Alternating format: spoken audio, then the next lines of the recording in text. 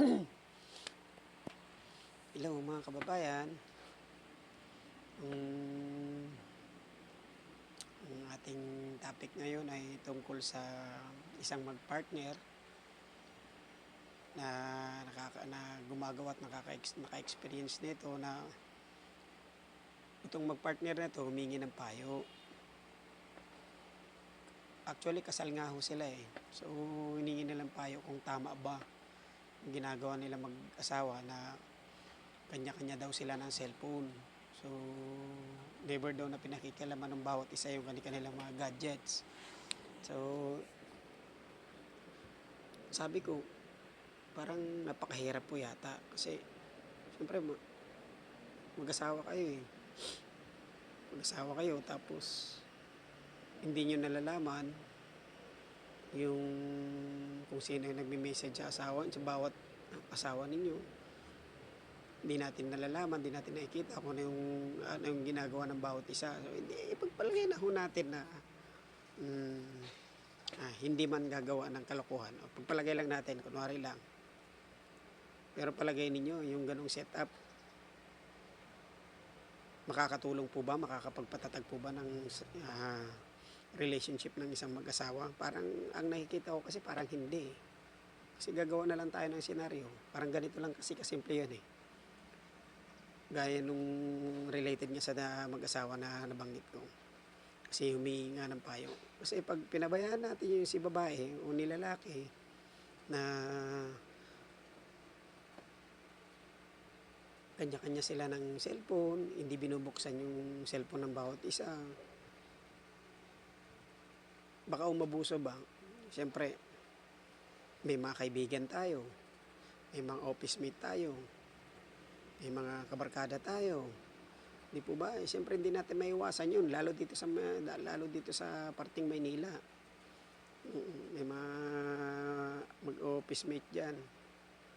Yung, lalo pag kinamagan, walang pasok. Sabado kunwari ngayong gabi. Magkakayayaan ngayon yan. Disco naman tayo mga guys.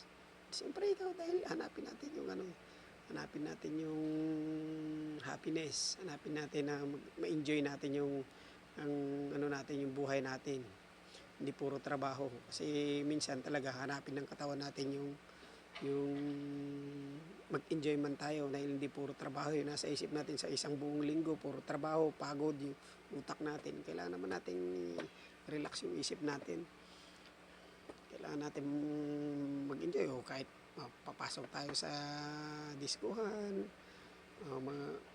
dadayo tayo sa ibang lugar para mag-swimming. So maraming paraan kasi, marami kasing enjoying moment na kailangan nating magawa kung talagang gugustuhin natin. Kaso to, dagdagan natin yung kanilang mga hinihinging advice kung tama po ba.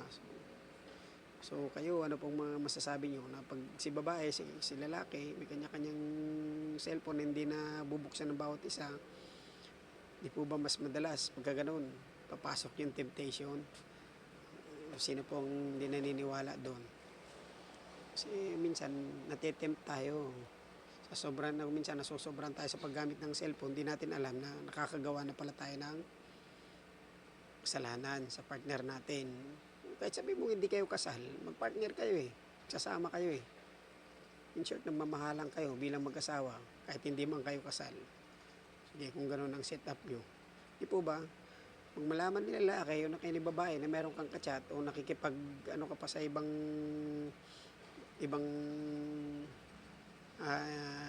tao, ibang lalaki o ibang babae, di siyempre, di ba?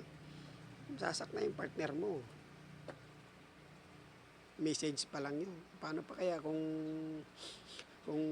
nagkamabutihan? Nagsisimula naman yan sa gadget eh.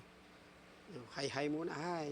Naging magkaibigan, hanggang sa anong nagkainlaban, nagkaroon na ng commitment, iniwanan na si partner. So, yun po ang magiging consequences nun.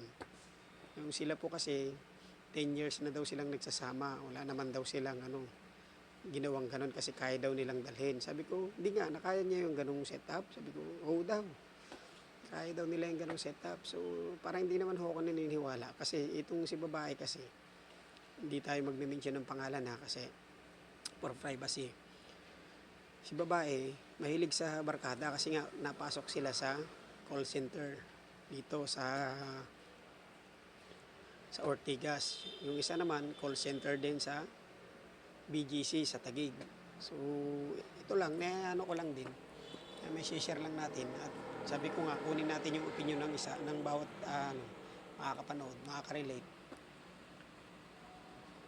Tulungan natin sila kung ano magandang payo natin para malay natin maging maayos din sila. Kasi yung 10 years ng pagsasama nila, mahilig silang gumimik pareho. Diba na pagbibigyan nila yung nila, yung nibibigay nila yung pagbibigyan nila yung katawan nila, mga ganong kaligayahan. Kasi matatawag mong kaligayahan yun, yung ganon yung tropa-tropa, pareho. Paano pa kayo magkaroon kayo ng anak? Magkaroon kayo ng anak. Okay lang yun. Sila kasi wala pang anak, 10 years. Paano kung may anak kayo? Di po ba? Baka yun pang maging masira yung relasyon ninyo. Dahil sa sobrang paggamit ng cellphone. Yung cellphone, gamitin sa tama. Hindi ginagamit sa maling paparaanan. Hindi nga po natin yung opinion nyo sa hinggil sa na to.